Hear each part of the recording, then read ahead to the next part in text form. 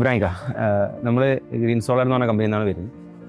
Solar വെക്കുന്നതുമായിട്ട് ബന്ധപ്പെട്ട് ഉണ്ടായ discussion സമയത്ത് ഗ്രീൻ സോളാറിലോട്ട് എത്താനുള്ള കാരണം എന്തായിരുന്നു? ഒന്ന്, ഞാൻ സോളാർ വെക്കാനുള്ളൊരു തീരുമാനം എന്ന് പറയുന്നത് എൻ്റെ അനിയൻ്റെ വീട്ടിലൊക്കെ സോളാർ വെച്ചു. അപ്പോൾ കറണ്ട് ബില്ലിലൊക്കെ ഭയങ്കര മാറ്റം വന്നു. അപ്പോൾ ഞാൻ സോളാർ സ്ഥാപിക്കാൻ വേണ്ടി തീരുമാനമെടുത്തു. ആ സോളാർ സ്ഥാപിക്കാൻ വേണ്ടി തീരുമാനമെടുത്ത സമയത്ത് ഏത് ഏജൻസിയാണ് സമീപിക്കേണ്ടത്, ആരാണ് എന്നുള്ളത് ഞാൻ പഠിച്ചു.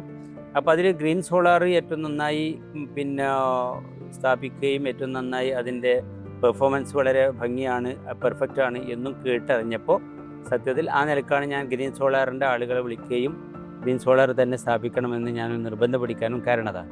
സോളാർ വെച്ചതിന് ശേഷം ഇലക്ട്രിസിറ്റി ബില്ലിലുണ്ടായ വേരിയേഷൻ എത്രത്തോളം ഉണ്ട്? ഭയങ്കര വ്യത്യാസമുണ്ട്. ഇപ്പോൾ ഞാൻ വേനലാവുമ്പോൾ ഒരു ഏപ്രിൽ മെയ് മാസത്തിലൊക്കെ എനിക്ക് 14,000 12,000 ബില്ല് വന്നിരുന്നു. ആവറേജ് ഒരു 9,000 രൂപയുടെ ബില്ലായിരുന്നു വന്നിരുന്നത്. എന്നാൽ ഇപ്പോൾ എനിക്ക് 300 രൂപയുടെ ബില്ല് മാത്രമാണ് വരുന്നത്. അത് വലിയൊരു മാറ്റമാണ്. മാത്രമല്ല, എനിക്ക് തോന്നുന്നു ഞാനതിൻ്റെ ഫുൾ ഇതിൽ ഞാൻ ഉപയോഗിക്കുന്നുണ്ട്. 6 kV ആണ് ഞാൻ സ്ഥാപിച്ചിട്ടുള്ളത്. അതിൽ നിന്ന് മരം വെട്ടി കഴിഞ്ഞാൽ അതിൻ്റെ പൂർണ്ണമായിട്ട് ഇത് കിട്ടും, പ്രൊഡക്ടിവിറ്റി കിട്ടും. അപ്പോൾ ഇനിയും ഇതനുസരിച്ച് കറണ്ട് ഉപയോഗിക്കാനൊക്കെ കഴിയും എനിക്ക്. അപ്പോൾ അതനുസരിച്ചുള്ള കപ്പാസിറ്റി ഉള്ളതാണ് ഞാൻ നേരത്തെ തന്നെ ഇൻസ്റ്റാൾ ചെയ്തത്.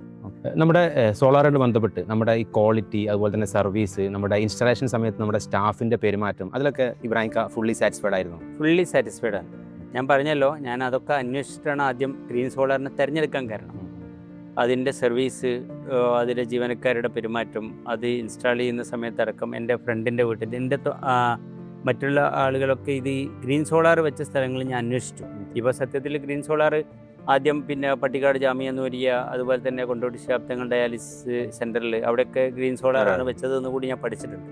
അപ്പോൾ അത് പ്രകാരം സർവീസ് പെർഫെക്റ്റാണ്. സ്ഥാപിക്കുന്ന സമയത്ത് പോലും എൻ്റെ വീട്ടുകാരോടുമൊക്കെ ഏറ്റവും നല്ല എന്താ പറയുക, മാന്യമായ പെരുമാറ്റമാണ്. ആളുകളോട് പെരുമാറേണ്ടതല്ല, പക്ഷേ എങ്കിലും അവിടെ ഏറ്റവും നന്നായി സർവീസ് ആ സമയത്തും ഇപ്പോഴും ഉടനീളം കിട്ടിക്കൊണ്ടിരിക്കുന്നു.